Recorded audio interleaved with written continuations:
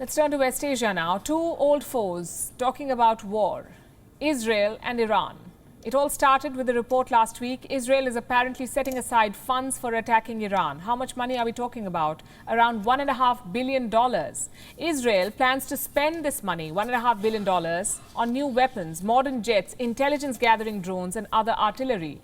The rumor is they also want a very specific American weapon, the GBU-72 Advanced 5K penetrator. It's also called the bunker buster. This weapon could be used to penetrate Iran's nuclear sites. Israel wants to buy it from the US. Will Joe Biden sell?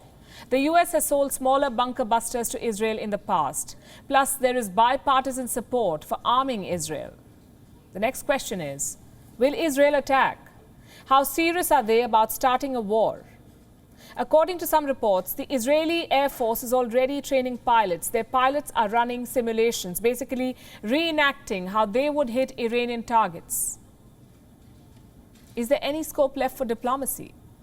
Well, there always is, but the window is closing fast.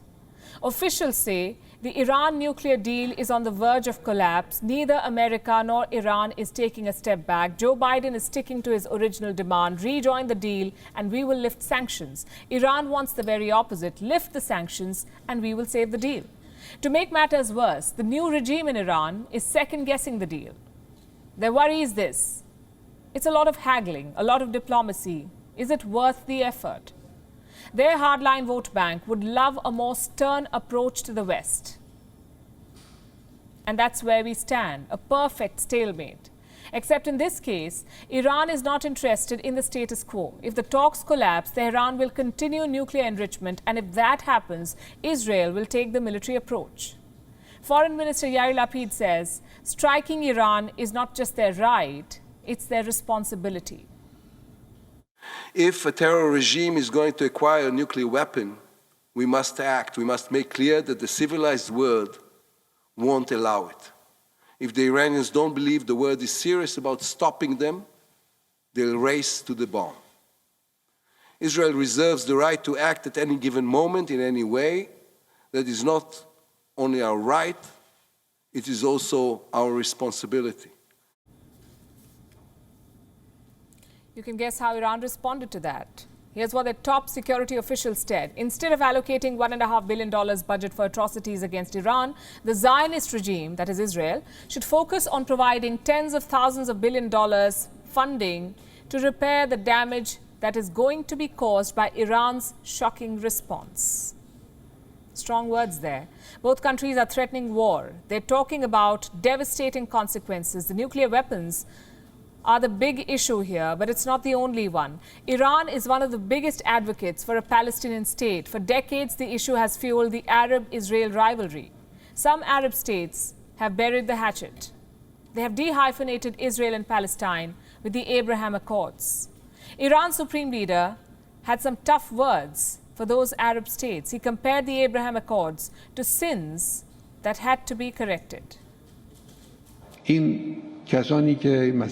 Some governments have unfortunately made errors, have made big errors, and have sinned in normalizing their relations with the usurping and oppressive Zionist regime. It's an act against Islamic unity. They must return from this path and make up for this big mistake. Iran will debate the nuclear deal, it will debate sanctions, but it will not debate Palestine, which is why Israel's latest moves are likely to enrage them further. Around 3,000 new settlements have been approved in the West Bank. This land was captured by Israel in the 1967 war, but Palestinians claim it as part of their future state. Almost 460,000 settlers live in the West Bank. More could follow under the new Israeli government.